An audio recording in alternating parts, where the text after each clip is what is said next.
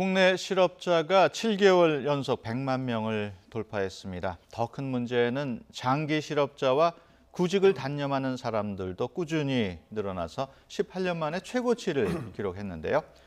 청와대와 정부의 고민도 클 수밖에 없습니다. 당장 오늘 오후에 긴급 당정청 회의가 예정돼 있습니다. 자세한 내용 김광덕 전 한국일보 정치부장, 강선우 전 민주당 대변인과 함께 얘기 나눠보겠습니다. 어서 오십시오. 안녕하세요. 네. 장기 실업자 규모만 보면 외환위기 시절과 버금가는 수준이라는 평가가 나오고 있습니다. 그만큼 고용 상황이 좋지 않은데요. 그래픽으로 한번 정리를 해봤습니다. 네, 지금 보면은 6개월 이상 장기 실업자 수의 그래프입니다. 2013년 6만 3천 명에서 올해는 14만 4천 명, 매년 늘어난 것으로 보고 있습니다. 또 1월에서 7월까지 구직 단념자 그래프 지금 보고 계십니다. 2014년 35만 5천 명에서 올해는 50만 7천 명으로 매년 계속 늘어나고 있습니다. 정리를 하면은 일자리를 6개월 이상 찾지를 못하니까 구직을 아예 단념하는 사람도 늘어나고 있습니다. 왜 이런 결과가 나왔을까요? 일단 이 현상을 간단히 이제 설명을 다시 하면 그 6개월 동안 원래 이제 구직을 하다가 시도하다가 이렇게 포기한 이런 사람을 이제 장기 실업자라 그러는데 이 장기 실업자가 14만 4천 명 된 거는 2000년 이후 18년 만에 최고치고요. 그 다음에 이제 구직 단념자가 이제 50만을 넘어섰는데 이거는 역대 최대입니다. 이거 외에도 이제 일자리와 관련된 두 가지 큰 통계가 있는데 하나가 뭐냐면 실업자가 100만 명 이상인 게 7개월 연속된 거는 외환위기 이후 최장이고요. 그다음 또 하나 최근에 나온 게 취업자 증가수가 7월에 그 숫자가 5천 명에 불과했다는 거예요. 그러니까 이제 작년치를 하고 비교를 하는데 이런 여러 가지 통계로 볼 때 지금 고용 상황, 일자리 상황이 굉장히 지금 외환위기 또는 금융위기 이후 최악인 상황으로 대충 나오고 있습니다. 근데 이런 건데 이거에 대해서 정부는 굉장히 이제 충격을 받고 이제 고민을 이제 하는 그런 상황인데요. 왜냐하면 특히 이 정부가 가장 중요한 공약으로 했던 게 일자리 공약이었고 또 일자리 대통령이라 했고 또 청와대에 일자리 현황판을 만들기로 한 그런 상황인데 저는 이러한 상황이 일단 첫째 이유는 제조업의 일단 구조 조정이라든가 제조업의 전반적인 상황, 반도체라든가 일본을 제외하고 이렇게 안 좋아지면서 미친 여파가 이런 중소상공이라든가 도소매업까지 이제 오고 그 다음에 아까 나중에 다시 이야기하겠습니다만은 최저임금의 대폭 인상 같은 것도 영향을 주지 않았나 생각이 됩니다. 이번 결과 어떻게 해석하시겠습니까? 글쎄 그 17일에 7월 고용 동향이 나오면서 그 다 좀 충격에 지금 빠져 있는 상황 같습니다. 그래서 그 고용 쇼크를 넘어서서 그 고용 재난이라는 말까지 나오고 있는데요. 그 사실 이 위기가 닥친 요인은 앞서 말씀하셨지만 단순히 뭐 최저임금이나 아니면 주 52시간 근무 그것뿐만이 아니라 굉장히 그 복합적인 요인이 있다고 봐야 될 것 같습니다. 예를 들면은 우선 그 저출산 고령화로 인해서 그 공급 인력 자체가 줄어들고 있죠. 그런 원인이 있고 또 그 제조업이나 그런 데서 대규모 고용을 창출하던 예를 들면 뭐 반도체라든가 조선이라든가 아니면 그 자동차라든가 그런 업종이 기계화 자동화로 인해 가지고 그 고용 자체가 굉장히 많이 줄었습니다. 그러면 이런 우리 그 경제 버팀목이 되고 있던 이런 제조업들이 고용이 줄면서 그 고용이 줄어드는 여파가 또다시 그런 관리 시설을 서비스하는 그런 업종까지 또다시 미치게 돼서 그런 업종도 거의 10만 개 이상으로 일자리가 줄어든 그런 상황이고요. 그리고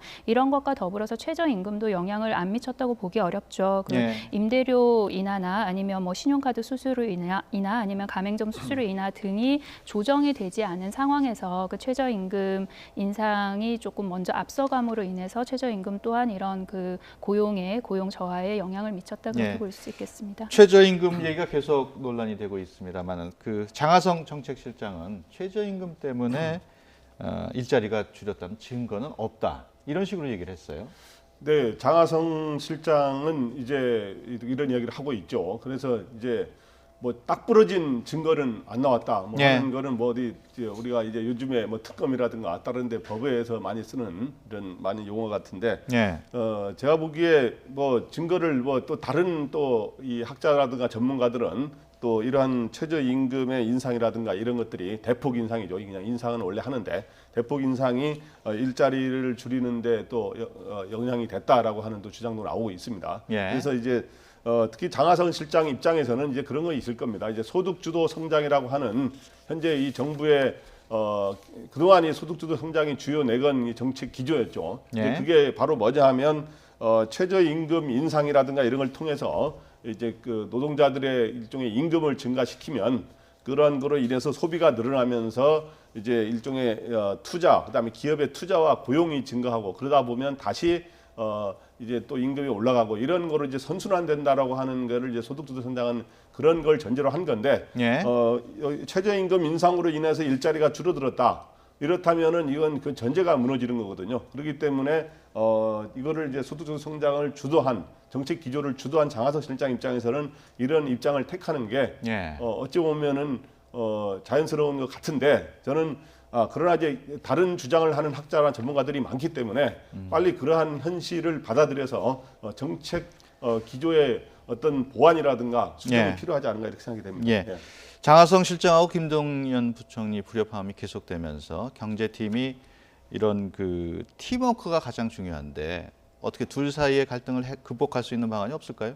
글쎄요, 그 갈등이나 불협화음이라기보다는 그 보는 시각이나 이런 게 좀 차이가 있는 것 같아요. 예. 그 김동연 경제부총리랑 그 장하성 실장 사이에는 그래서 오히려 이런 뭐 최종적인 정책을 내놓는 데 있어서 보는 시각이 다양한 거는 오히려 더 건강하다고 볼 수도 있는 측면도 있을 것 같아요. 그리고 예. 그 장하성 실장이 일자리가 줄었다는 증거가 나오지 않았다 그렇게 말씀하셨다고 이렇게 보도가 나오고 있는데 그 뭐 이 최저임금이 일자리 주는데 영향을 미쳤다는 그런 현상 자체를 부인했다기보다는 어떤 그 이 최저임금이 직접적인 상관관계냐 인과관계냐 뭐 그런 데서 차이점을 좀 얘기를 하신 것 같아요. 그 장하성 네. 실장의 편을 조금 들어드리자면 그래서 그 김동연 경제부총리와 장하성 정책실장 간에 뭐 갈등이 있다 불협화음이 있다 이렇다기보다는 그 둘의 경제를 보는 어떤 시각이나 아니면 기조가 그 걸어온 길이 다르지 않습니까? 그 김동연 경제부총리 같은 경우에는 정통 관료 출신이고 그리고 예. 장하성 전체실장 같은 경우는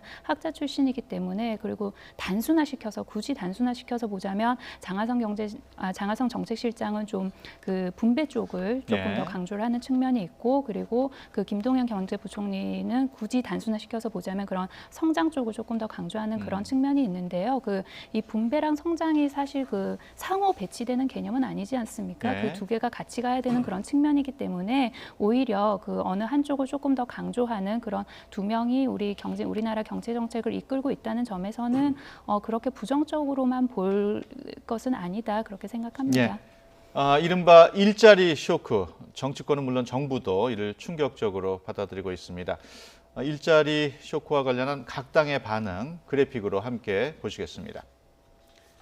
네, 지금 보면 민주당은 고용 상황 개선을 위해 모든 정책 수단을 동원하겠다 이런 얘기고요. 자유한국당 일자리 학살 정부인가 문정부의 소득 주도 성장 정책 때문이다. 바른미래당은 오만과 무능이 부른 결과다. 또 민주평화당은 고강도의 규제 개혁을 통해서 혁신 성장론 내세우고 있고요. 정의당은 성급한 경제 정책을 내놔서는 안 된다. 이런 식으로 하고 있습니다. 가장 기본적으로 소득 주도 성장 정책 여기에 문제가 있지 않느냐는 지적인데 이거를 어떻게 해야 될까요? 좀 바꿔야 되나요? 아니면 계속 추진해 나가야 될까요? 저는 어떻든 부분적인 수정과 보완이 완전히 이제 정책 기조를 포기하거나 또 이렇게 버린다고 하면은 또 이 정부의 여러 가지 이런 기본적인 정책 방향이 굉장히 중요한 건데 예. 그렇게 하는 건 그렇고 이제 수정과 보완이 필요하지 않은가 이런 생각이 들고요. 그래서 이 정부 문재인 정부 들어와서 여러 가지 다른 점에 대해서는 잘한 것도 있고 또 논란이 되는 부분도 있습니다만은 분명하게 안 좋게 나타난 게 지금 일자리 고용과 예. 관련된 거거든요. 그렇기 때문에 이거에 대해서 야당이 지금 소득주도 성장 때문에 이렇다고 하면서 그러한 성장 기조 정책 기조 때문에 그렇다면서 그거의 소위 폐기를 강하게 주장하고 있습니다. 지금 한국당 같은 경우는 일자리가 최악이 아닌 오히려 재난 수준이라고 하는 표현을 쓰고 있고요. 예. 바른미래당은 일자리 참사와 경제 폭망이라는 이런 용어를 쓰고 있는데 어떻든 정부에서는 일자리를 가장 창출을 제일 대선 공약 중에 가장 중요하게 이제 제시했던 거기 때문에 그리고 굉장히 부담이 있을 겁니다. 그래서 이제 이런 상황에서 현재 이제 이 정책 기조를 좀 주도해온 게 청와대는 아까 장하성 정책실장이고 정부는 김동연 경제부총리를 중심으로 한 거로 해서 이제 두 수레바퀴가 좀 다른 결의를 내는 건 아까 우리 이제 전 대변인 말씀처럼 그런 것들이 이제 좀 다른 기조가 두 수레바퀴가 가는 것도 나쁘지는 않습니다만은 그래서 그거를 이제 우스갯소리로 그동안 비유를 장앤김 장하성 실장과 그다음에 이제 장앤김 이런 형태로 오다가 지금은 정책 기조가 좀 김앤장으로 좀 바뀌는 거 아니냐 말이 있는데 일단 그렇게 해서 여러 가지 좀 조화를 이루는 거를 한번 시도를 해보고 그래도 지금 현재 이제 가을이나 연말까지 효과가 잘 없다면 이 소위 김앤장이든 장앤김이든 그런 체제를 근본적으로 한번 바꾸는 것도 한번 어떤 식으로 바꾸든 간에 생각해봐야 되지 않을까 이런 생각이 듭니다. 당장 청와대와 민주당으로서는 발등에 불이 떨어진 셈입니다. 오늘 오후에 당정청 회의가 예정이 돼 있습니다. 뭐 해법이 나올 수 있을까요?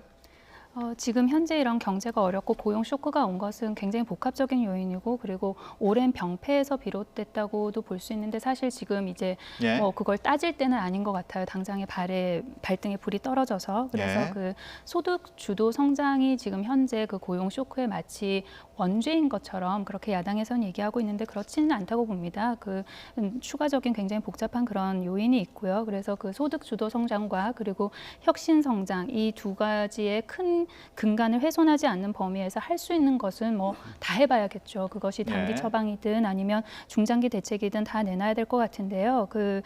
당장 그 예산 추경을 걱정하는 목소리도 사실 있습니다. 왜냐하면 내년에 일자리 예산이 20조를 돌파할 것이라는 그런 목소리가 나오고 있기 때문에 근데 이런 전방위적인 대응이 필요한 상황에서 지금 다행히도 재정 여력은 양호한 상태라고 합니다. 예를 들면은 올해 상반기에 국세가 19조 원 정도 거쳤고요. 그리고 2022년까지 초과 세수가 66억 원 정도 기대가 되고 있기 때문에 재정 상태는 양호한 것 같아요. 그래서 확장적인 재정 정책을 추진을 하되 다만 면밀한 계획을 세우고 그리고 효과적인 집행을 통해서 죄송합니다. 이런 민간 투자 활성화로 이어질 수 있도록 그리고 이 민간 투자 활성화로 이어질 수 있도록 하되 그 기조는 반드시 사람 중심의 일자리가 돼야 될 것 같습니다. 왜냐하면 지금 미래를 내다보면은 뭐 AI든 아니면 자동화든 기계화든 그렇게 해서 사람이 하던 기존의 일을 뺏고 있는 상황 아닙니까? 그래서 실제 보고서를 보면은 예를 들어서 기존의 사람이 하고 있던 일을 100% 대체할 수 있는 일자리가 몇 % 나오냐 그러면 그것은 사실 0.3% 정도에 밖에 그치고 있지 않지만 20% 이상을 어느 정도 대체될 것이냐 자동화 기계화가 그러면 그것이 지금 87% 정도가 나온다고 해요. 그러면은 그 미래를 보고 사람 중심의 일자리로 투자를 하는 그런 민간 투자를 이끌 수 있도록 그렇게 정책이 나와야 될 것 같고요. 그리고 이것이 또 고용 창출로 이끌어내는 그런 정부에서 돈을 쏟아부어서 민간이 고용 창출로 이끌어내는 그런 일자리 마중물 역할도 분명히 해야 한다고 봅니다. 사소한 거지만 그냥 얘기하면 앞으로 5년 동안 추가 세수가 60몇 억이 아니라 60몇 조라고 그렇게 합니다. 이번에는 각 당의 전당대회 얘기 좀 해보겠습니다. 민주당은 오는 25일이죠. 이제 일주일도 남지 않았습니다. 송영길, 김진표, 이해찬 3파전인데요. 선거가 가까워질수록 네거티브 공격도 거세지고 있습니다. 잠깐 들어보겠습니다. 너무 동세해져 있습니다. 우리 당이 30대 국회의원 한 명도 없어요. 이래서야 되겠습니까? 이분들은 이미 15년 전에 원내대표, 당대표, 대선 후보, 국무총리, 부총리를 다 역임했던 사람들 아닙니까? 그렇게 사람이 없습니까? 우리 당에? 공천룰을 확정하는 당원 투표에 정당 혁신에 대한 저의 중간평가도 연계하겠습니다. 만약 당원 여러분께서 신임을 받지 못하면 당대표직에서 곧바로 물러나겠습니다. 자리에 연연하지 않고 당대표는 야당의 거센 공세를 꺾을 수 있는 춘사안 같은 단호함이 있어야 합니다. 야당 대표들 압도할 정치력이 필요합니다. 가장 필요한 것은 철통 같은 당의 단결입니다. 사심없이 당을 이끌 노래는 선정이 필요합니다. 네, 지금 세 후보 얘기 들어봤습니다만 현재까지는 이해찬 의원 1강, 또 나머지 두 후보 2중 구도로 분석이 되고 있습니다. 그런 만큼 김진표, 송영길 두 후보, 이해찬 후보에 대한 견제가 좀 세지는 것 같아요.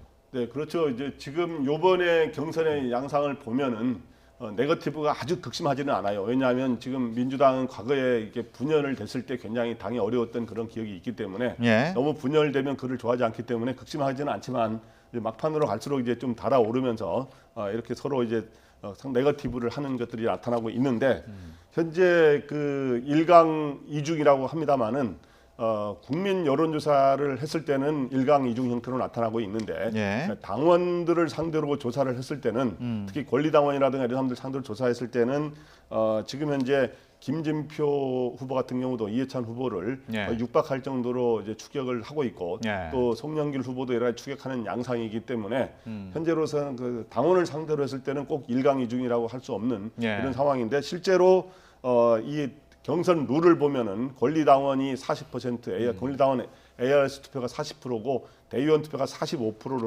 85%를 차지하기 때문에 국민과 당원 여론차는 15%에 불과하거든요. 그렇기 때문에 남은 일주일 사이에 완전히 판세를 이렇게 단정할 수는 없다라는 이야기가 나오고 있습니다. 그 열기가 더해지다 보니까 선관위에서 특정 후보를 지지하지 말라는 얘기까지 나오고 있어요. 네, 그렇죠. 이제 원래 현역 의원은 당규상 특정 후보를 공식적으로 공개적으로 지지할 수 없도록 돼 있는데 지금 현재까지 4사람이 공개 지지 활동을 했다는 이유로 이제 그 경고를 받았죠. 그래서 이제 이해찬 의원을 지지한 이름을 공식 발표한 건 아니지만 추정컨대 이종걸, 박범계, 우원식 의원 같은 경우는 이해찬 의원을 지지한 거로 경고를 받았고 그다음에 친문의 전해철 의원 같은 경우는 이제 김진표 후보 지지로 경고를 받은 그런 상황입니다.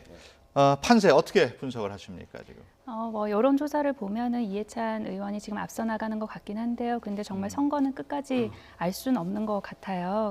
그리고 그 말씀하셨다시피 이제 권리당원이나 대의원의 그 투표율이 그 85%를 차지하기 때문에 좀 끝까지 지켜봐야 될 것 같은데 이번 그 민주당 전당대회를 2015년에 당시 그 문재인 후보와 그 박지원 후보가 붙었던 때랑을 비교를 해보면 좀 양상이 다른 것 같아요. 그래서 예를 들면 그때는 정말 그 계파가 쫙 갈려가지고 그 지지하는 쪽이 조직적으로 투표를 했던 것 같거든요. 그런데 이번 같은 경우는 그런 양상은 나타나고 있지 않고 그리고 넓게 보면은 세 후보 모두 다 뭐 친문 후보들이기 때문에 어떤 그 계파에 따라서 조직적으로 크게 표를 몰아주거나 그런 양상은 나타나지 않고 오히려 그런 개인적 선택에 맡기는 그런 현상이 나타나고 있기 때문에 좀 굉장히 2015년과 비교해서는 다르다. 그래서 좀 끝까지 지켜봐야지 알 수 있을 것 같아요. 대세론이 끝까지 갈지 안 갈지.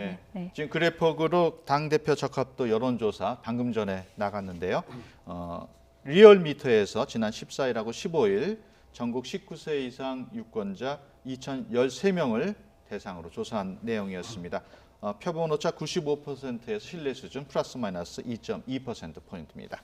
이번에는 바른미래당 얘기해 보겠습니다. 다음 달 2일 당대표 선거를 앞두고 있는데요. 현재로서는 6파전입니다. 초반 기세는 손학규 후보가 좀 앞서가고 있다 이런 관측이 있는데 어떻습니까? 네, 그렇죠. 이제 6명의 후보가 이제 컷오프를 통과해서 지금 경쟁을 하고 있는데 나머지 5사람의 후보들이 대부분 손학규 후보를 공격하는 양상이어서 이렇게 공격을 혼자 받는 걸 보면 손학규 후보가 좀 앞서가고 있는 건 사실인 것 같아요. 그래서 심지어 여기서도 이제 네거티브 이제 여러 가지 양상이 나타나고 있는데 나머지 후보들이 뭐 여러 양태로 표현하고 있습니다만 손학규 후보에 대해서 크게 마이너스의 손 아니냐 이렇게 하면 이제 손학규 후보는 그게 아니라 나는 미더스의 손이다라고 이렇게 반박을 하는 상황이고 손학규 후보가 소위 안철수 전 대표의 의중이 실렸다 그래서 안심파리를 하는 거 아니냐 그래서 하면은 이제 손학규 후보는 나는 안심과 유심에 다 지지를 받고 있는 것 같이 이야기하는 이런 공방이 벌어지고 있습니다. 지금 안심 논란 말씀하셨는데 그야말로 안철수 전 대표의 의중이 어떤지를 듣고 논란이 되고 있습니다. 잠깐 들어보시겠습니다. 글쎄요, 안심 유심 얘기를 하는데 모르겠지만 안철수 지지하는 분들이 손학규 지지하는 건 맞는 모양이죠. 그러나 보세요, 안철수 지지자뿐만이 아니라 바른정당 출신들도 대거 손학규를 지지하고 있습니다. 김영환 후보가 한 단어 그대로 사용하면 자뻑이다 이렇게 폄하를 써요. 자뻑이요? 예. 자뻑? 예. 무슨 말인지 모르겠네요. 아, 김영환 의원 정치인이 좀 점잖은 말을 써야죠. 사실 이제 송고문 쪽에서 안심팔이 하다가 너무 안심하셔가지고 이번에 낭패를 봤는데 당 내에서는 뭐 손에 손잡고 가면 흥한다 이런 말도 있었는데 지금 손에 손잡고 가면 망한다.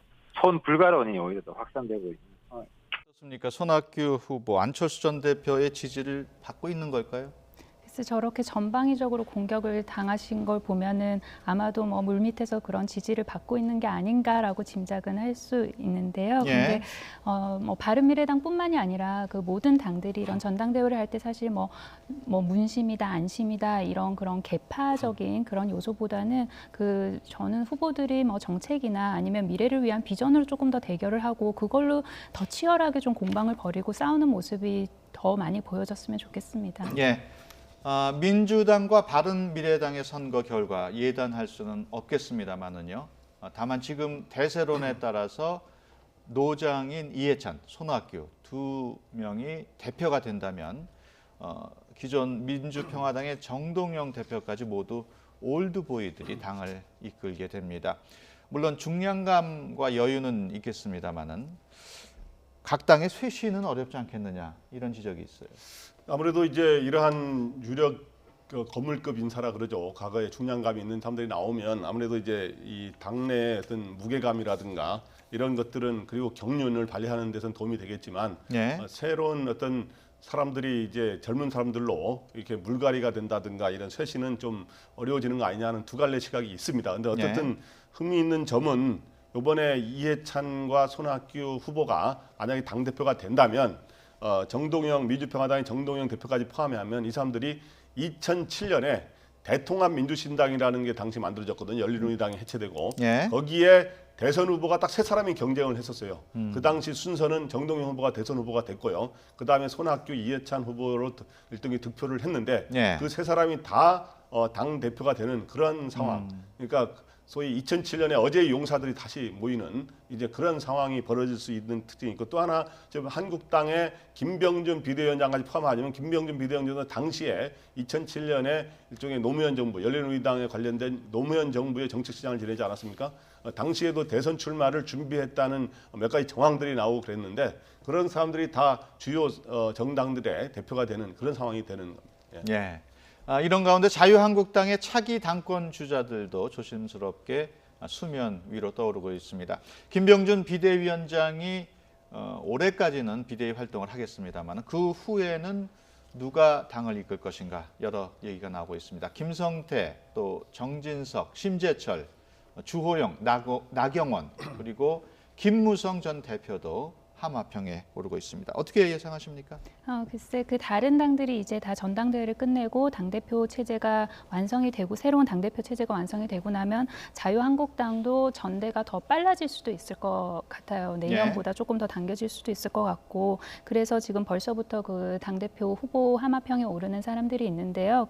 그런 뭐 말씀하셨다시피 김성태 원내대표나 아니면 김무성 전 대표까지도 그렇게 하마평에 오르고 있는데 저는 조금 집중되는 분이 한 분 더 있는 게 홍준표 전 대표입니다. 그 미국에 나가시면서 그 페이스북 정치를 끊겠다고 하셨음에도 불구하고 끊임없이 존재감을 좀 과시를 해오시지 않았습니까? 그리고 이제 당신이 제사를 지내기 위해서 추석 전에 들어온다고 하셨어요. 그러면 그 추석 그 소위 밥상머리 민심이라고 하죠. 거기에 본인이 좀 화제로 오르고 싶다 그런 뜻을 나타낸 것 같은데 그래서 이 홍준표 전 대표의 거치가 자유한국당 전대와 관련돼서 어떻게 될지 그것도 좀 지켜봐야 할 포인트인 것 같습니다. 간단히 한마디만 하면은 그 한국당의 차기 대표는 내년 초에 경선이 있을 거로 보이는데 왜냐하면 김병준 비대위원장이 한 8개월 가량 하고 싶다고 지금 하고 있어서 그런데 지금 현재 거론된 사람 아까 다 말씀을 잘하셨는데 그게 홍준표 그래서 이거를 우스갯소리로 홍준표 전 대표와 7명의 친구들이 지금 경쟁하고 있는데 한 사람 아까 이름 빠졌는데 전 원내대표인 정우택 원내대표까지 포함해서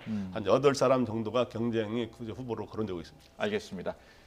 지금까지 김광덕 전 한국일보 정치부장 그리고 강선우 전 민주당 대변인과 함께 얘기 나눴습니다. 오늘 말씀 고맙습니다. 감사합니다.